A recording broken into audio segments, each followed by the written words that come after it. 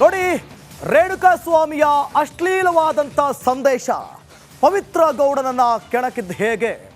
ಆಕೆ ಮತ್ತೊಬ್ಬನಿಗೆ ನಂಬರ್ ಕೊಟ್ಟು ಮೆಸೇಜ್ ಮಾಡಿಸಿದಲ್ಲದೆ ಮಾಡಿದಂತಹ ಸಂಚಿದೆಯಲ್ಲ, ಆ ಸಂಚಿನಿಂದ ರೇಣುಕಾ ಸ್ವಾಮಿ ಕೆಡ್ಡಾಕೆ ಬಿದ್ದ ಬಳಿಕ ರೇಣುಕಾ ಸ್ವಾಮಿಯನ್ನ ಚಿತ್ರಹಿಂಸೆ ಮಾಡಿ ಕೊಲೆ ಮಾಡಿದೆಯಲ್ಲ. ಎಸ್, ಸೇಡಿನ ಸಂಚು ನಡೆದಿತ್ತು ರೇಣುಕಾ ಸ್ವಾಮಿ ವಿರುದ್ಧ. ಕಾಟೇರನ ಸೇಡಿನ ಸಂಚು, ದ್ವೇಷ ಸಾಧನೆಗೆ ರೌಡಿ ಪಡೆಯಿಂದ ಡೆಡ್ಲಿ ಪ್ಲಾನ್. ಸ್ನೇಹದ ಬಲೆ ಬೀಸಿ ರೇಣುಕಾರನ್ನ ಬಡಿದು ಕೊಂದ್ರು.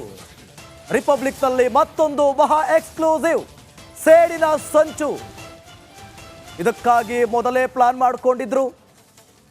ರೇಣುಕಾ ಸ್ವಾಮಿ ಫೇಕ್ ಅಕೌಂಟ್ನಿಂದ, ಇನ್ಸ್ಟಾಗ್ರಾಮ್ ಫೇಕ್ ಅಕೌಂಟ್ನಿಂದ ಮೆಸೇಜ್ ಮಾಡಿದ ಬಳಿಕ ಹೇಗಾದರೂ ಮಾಡಿ ಪವಿತ್ರ ಗೌಡ ತನ್ನ ನಂಬರನ್ನು ಕೊಡ್ತಾಳೆ. ಅದಾದ ಬಳಿಕ ರೇಣುಕಾ ಸ್ವಾಮಿ ಮೆಸೇಜ್ ಮಾಡುವಂತೆ ಪ್ರೇರೇಪಿಸ್ತಾಳೆ. ಅದನ್ನು ಮಾಡುವಂಥದ್ದು ಪವನ್ ಇದನ್ನಲ್ಲ, ಆತ ಪವಿತ್ರ ಗೌಡನ ಹೆಸರಿನಲ್ಲಿ ಮೆಸೇಜ್ ಮಾಡುವಂಥದ್ದು. ಶುರುವಾಗುತ್ತೆ ನೋಡಿ ಚಾಟ್, ಲೊಕೇಶನ್ ಕಳಿಸು, ಅಲ್ಲಿಂದ ಶುರುವಾಗುತ್ತೆ ಚಾಟ್. ಆಗ ಅಣ್ಣ ರೇಣುಕಾ ಸ್ವಾಮಿ ಇದನ್ನಲ್ಲ, ಈತ ನಿಧಾನವಾಗಿ ಕೆಡ್ಡಕ್ಕೆ ಬೀಳೋದು, ನಿಧಾನವಾಗಿ ನಂಬಿ ಬಿಡ್ತಾನೆ. ಪವಿತ್ರ ಗೌಡ ಮಾಡ್ತಿದ್ದಾನೆ ಮೆಸೇಜ್ ಅಂತೇಳಿ ನಂಬಿಡ್ತಾನೆ. ಎಷ್ಟು ನೀಟಾಗಿ ಟ್ರ್ಯಾಪ್ ಮಾಡ್ತಾರೆ ಅಂತ ಹೇಳಿ.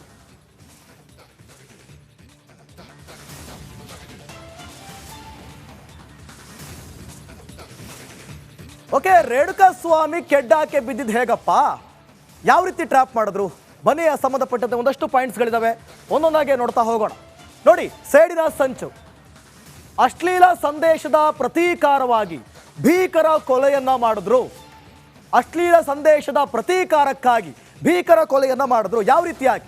ದ್ವೇಷ ಸಾಧನೆಗಾಗಿಯೇ ರೇಣುಕಾ ಸ್ವಾಮಿಯನ್ನ ಕಿಡ್ನಾಪ್ ಮಾಡಿದ್ರು. ಚಿತ್ರದುರ್ಗದಿಂದ ಅವರನ್ನ ಫಾಲೋ ಮಾಡಿದ್ರು. ಪಟ್ಟಣಗೆರೆ ಶೆಡ್ನಲ್ಲಿ ಚಿತ್ರಹಿಂಸೆ ಬಳಿಕ ಮರ್ಡರ್. ಆ ಕ್ರೌರ್ಯ ಇದೆಯಲ್ಲ, ನಿಜಕ್ಕೂ ಕೂಡ ಫೋಟೋಗಳನ್ನು ಕೂಡ ಗಮನಿಸಿದ್ದೀರಿ. ಪೊಲೀಸರ ಚಾರ್ಜ್ ಶೀಟ್ನಲ್ಲಿ ಕೊನೆಯ ನಿರ್ಧಾರ, ಅದೇ ಕೊನೆಯ ನಿರ್ಧಾರ, ಡಿ ಗ್ಯಾಂಗ್ ಮಾಡಿದ ಕೊನೆಯ ನಿರ್ಧಾರ ಉಲ್ಲೇಖ ಆಗಿದೆ. ಅವ್ರು ಮಾಡ್ಕೊಂಡಂತ ಕೊನೆಯ ನಿರ್ಧಾರ ಏನು ಮಾಡಬೇಕು? ವಾರ್ನಿಂಗ್ ಕೊಡಬೇಕಾ, ಕೊಲೆ ಮಾಡಬೇಕಾ?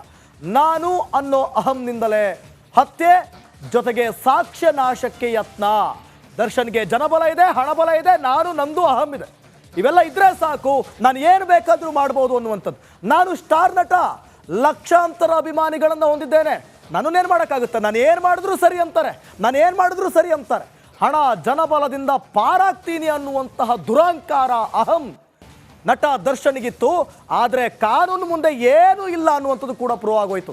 ದರ್ಶನ್ ದುರ್ಯೋಧನ ಮುಖ ಬಟ ಬಯಲು. ದುರ್ಯೋಧನಿಗೂ ಕೂಡ ನೋಡಿ ಅಹಂಕಾರ, ತಾನು ಮಾಡಿದ್ದೇ ಸರಿ ಅನ್ನುವಂಥ ಅಹಂ. ಅದನ್ನೇ ನಿಜ ಜೀವನದಲ್ಲಿ ತೋರಿಸಿ ಅಧರ್ಮದ ಹಾದಿಯನ್ನು ಹಿಡಿದ್ರ ನಟ ದರ್ಶನ್ ಅನ್ನುವಂಥ ಪ್ರಶ್ನೆ ಈಗ.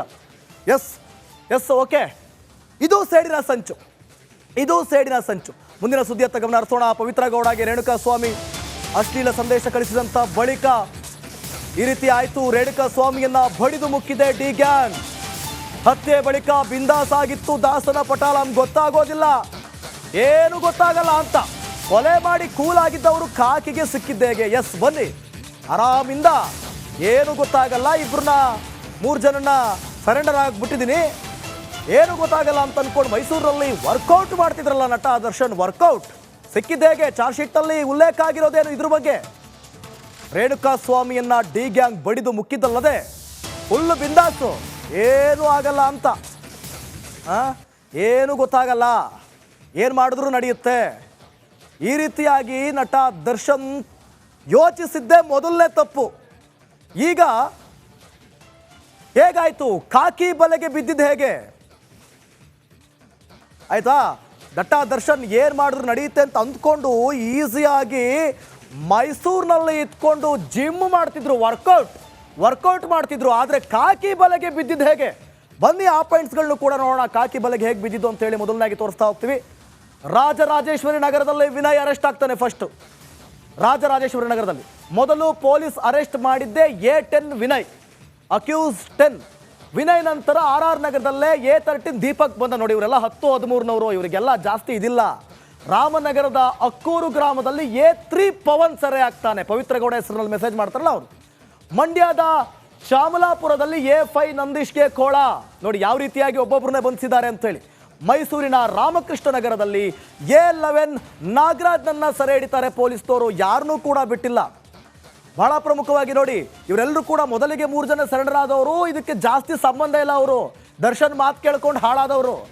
ನೋಡಿ, ಬೆಂಗಳೂರಿನ RPC ಲೇಔಟ್ನಲ್ಲಿ A12 ಲಕ್ಷ್ಮಣ್ ಅರೆಸ್ಟ್ ಆಗ್ತಾನೆ. ಬೆಂಗಳೂರಿನ RPC ಲೇಔಟ್ನಲ್ಲಿ A12 ಲಕ್ಷ್ಮಣ್ ಅರೆಸ್ಟ್ ಆಗ್ತಾನೆ. ಇವರೆಲ್ಲ ಬಾಯಿ ಬಿಟ್ಟಿದ ಮೇಲೆ ಅಲ್ವಾ ಗೊತ್ತಾಗಿದ್ದು ನಟ ದರ್ಶನ್. ಮೊದಲಿಗೆ ಇವರೆಲ್ಲ ವಿಜಯಲಕ್ಷ್ಮಿ ಹೆಸರು ಹೇಳಿದ್ರಂತೆ. ವಿಜಯಲಕ್ಷ್ಮಿ ಈ ರೀತಿಯಾಗಿ ಅವ್ರಿಗೆ ಕೆಟ್ಟದಾಗ ಸಂದೇಶ ಬಂದಿದೆ, ಅದಕ್ಕೋಸ್ಕರ ಈ ರೀತಿ ಮಾಡ್ತಾ ಇದೀವಿ ಅಂತ. ನೋಡಿ ಎಂಥ ದೊಡ್ಡ ದೊಡ್ಡ ಮಕ್ಕಳು ಇವರೆಲ್ಲ ಅಂತೇಳಿ. ಬೆಂಗಳೂರಿನ ಗಿರಿನಗರದಲ್ಲಿ A14 ಪ್ರದೋಷ್ ಬಂಧನ ಆಗುತ್ತೆ. ಒಬ್ಬೊಬ್ರು ಒಂದೊಂದು ಕಡೆ ದಿಕ್ಕಾಪಾಲಾಗಿರ್ತಾರೆ. ಆದರೆ ಪೊಲೀಸ್ನವರು ಕೋಳ ಹಾಕೋದು ಮಾತ್ರ ಬಿಡೋದಿಲ್ಲ. ನೆಕ್ಸ್ಟು, ಒಂದೇ ದಿನ ಇಷ್ಟು ಆರೋಪಿಗಳನ್ನು ಕೂಡ ಬಂಧಿಸಿದ್ದಾರೆ ಪೊಲೀಸ್ನವರು. ಒಂದೇ ದಿನ ಇಷ್ಟು ಜನ ಆರೋಪಿಗಳನ್ನು ಬಂಧಿಸಿದ ಮೇಲೆ ಗೊತ್ತಾಗಿದ್ದು ನಟ ದರ್ಶನ್ ಇಲ್ಲಿ ಮಿಂಗಲ್ಲು ಅಂತ. ಮಧ್ಯರಾತ್ರಿ 12:30 ತನಕ ಬಂಧನದ ಕಾರ್ಯಾಚರಣೆ ನಡೆಯುತ್ತೆ. 12:15ವರೆಗೂ ಕೂಡ ಇದರ ಬಗ್ಗೆ ತನಿಖೆ ಆಗಿರ್ಬೋದು, ವಿಚಾರಣೆ ಆಗಿರ್ಬೋದು, ಕಾರ್ಯಾಚರಣೆ ನಿರಂತರವಾಗಿ ಪೊಲೀಸ್ನವರು ಎಡೆಬಿಡದೆ ಮಾಡ್ತಾರೆ. 11 ಜೂನ್ 2024ರಂದು ನಟ ದರ್ಶನನ್ನು ಬಂಧಿಸ್ತಾರೆ. ವರ್ಕೌಟ್ ಮಾಡ್ತಾ ಇದ್ರು. ವರ್ಕೌಟ್ ಎಲ್ಲಿ? ಮೈಸೂರಿನ ಜಿಮ್ಮಲ್ಲಿ ವರ್ಕೌಟ್ ಮಾಡ್ತಾ ಇದ್ರು. ಏನೂ ಗೊತ್ತಿಲ್ಲ, ಯಾರೋ ಹೋಗಿ ಸರೆಂಡರ್ ಆಗಿಬಿಡ್ತಾರೆ, ನಾನು ಬಚಾವು ಅಂಥೇಳಿ. ಆದರೆ ಅವ್ರಿಗೇನು ಗೊತ್ತು? ಎಣ್ಣೆ ಏಟಲ್ಲಿ ತಗೊಂಡೋಗಿ ಮೋರಿಗೆ ಬಿಸಾಕವ್ರೆ, ಬಾಡಿನ ತಗೊಂಡೋಗಿ ಮೋರಿಗೆ ಬಿಸಾಕವ್ರೆ. ಅದು ತೇಲ್ಕೊಂಡು ಬಂದಿದೆ ಅದು ಬೆಂಗಳೂರು ಒಳಗಡೆ. ಸೊ ಹಾಗಾಗಿ ಪಾಪದ ಕೂಡ ತುಂಬಿದಾಗ ಇದೆಲ್ಲ ಆಗ್ತಾ ಹೋಗುತ್ತೆ. ನಟ ದರ್ಶನನ್ನು ಬಂಧಿಸಿದ್ರು. ಬಂಧನದ ಬಳಿಕ ನಿಮಗೆಲ್ಲ ಗೊತ್ತೇ ಇದೆ, ಒಂದಷ್ಟು ಜನ ಅಲ್ಲೂ ಕೂಡ ಈ ಪುಡಾರಿ ಫ್ಯಾನ್ಸ್ಗಳು ಅವ್ರನ್ನ ಫಾಲೋ ಮಾಡಿದ್ರಂತೆ. ಅಲ್ಲೂ ಕೂಡ ಸಾಕಷ್ಟು ಅಂದರೆ ಪೊಲೀಸ್ನವರು ನೋಡ್ರಪ್ಪ ಶೂಟಿಂಗು, ನೀವೇನು ಈ ಕಮೆಂಟಲ್ಲಿ ಕತೆ ಕಟ್ತಾ ಇದ್ದೀರಲ್ಲ ಅದು ಶೂಟಿಂಗು, ಡೆವಿಲ್ ಶೂಟಿಂಗು ಅಂತ, ಅದೇ ಥರ ಇದು ಶೂಟಿಂಗು ಅಂತ ಕತೆ ಹೇಳ್ಬಿಟ್ಟು ನಿಮ್ಮನ್ನು ಮಣ್ಣು ಮುಗಿಸಿ ದರ್ಶನ ಕರ್ಕೊಂಡು ಹೋಗಿದ್ದು. ಇದೇ ವಿಚಾರ ನಡೆದಿದ್ದು. ನೋಡಿ, ಮೈಸೂರಿನ ರ್ಯಾಡಿಷನ್ ಹೋಟೆಲ್ನಲ್ಲಿ ಸೆರೆ. ರ್ಯಾಡಿಷನ್ ಹೋಟೆಲ್ನಲ್ಲಿದ್ದರು. RR ನಗರದ ಮನೆಯಲ್ಲಿ ಪವಿತ್ರ ಗೌಡರನ್ನ ಬಂಧಿಸಿದ್ರು. ದರ್ಶನ್ ಬಂಧನದ ಬಳಿಕ ಪವಿತ್ರನ್ನು ಕೂಡ ವಶಪಡಿಸಿಕೊಂಡು 15 ಜೂನ್ 2024ರಂದು ಧನರಾಜನ್ನ ಬಂಧಿಸಿದ್ರು ಪೊಲೀಸ್ನವರು. ಎಲ್ಲರದ ಬಂಧನದ ಬಳಿಕ ಇವರ ಕ್ರೌರ್ಯದ ವಿಚಾರ, ಕೊಲೆ ಮಾಡಿರೋದ್ರ ಬಗ್ಗೆ ಎಳೆಯಾಗಿ ಚಾರ್ಜ್ ಶೀಟ್ನಲ್ಲಿ ಇವತ್ತು ಉಲ್ಲೇಖ ಆಗಿದೆ. ಮುಂದಿನ ಸುದ್ದಿಯತ್ತ ಗಮನ ಹರಿಸೋಣ.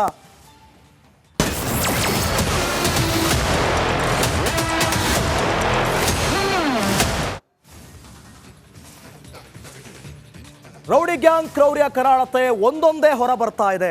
ಚಾರ್ಜ್ ಶೀಟ್ ಸಲ್ಲಿಸಿರುವಂಥ ಪೊಲೀಸರು ತಮ್ಮ ತನಿಖಾ ವರದಿಯಲ್ಲಿ ಏನೆಲ್ಲ ಅಂಶಗಳನ್ನು ದಾಖಲಿಸಿದ್ದಾರೆ, ಜೊತೆಗೆ ನಾನು ವೆಜ್ ಅಂತ ಹೇಳಿದಂಥ ರೇಣುಕಾ ಸ್ವಾಮಿಗೆ ದರ್ಶನ್ ಧಮ್ಕಿ ಹಾಕಿ ಬಿರಿಯಾನಿಯನ್ನು ತಿನ್ನಿಸಿದ್ರಂತೆ.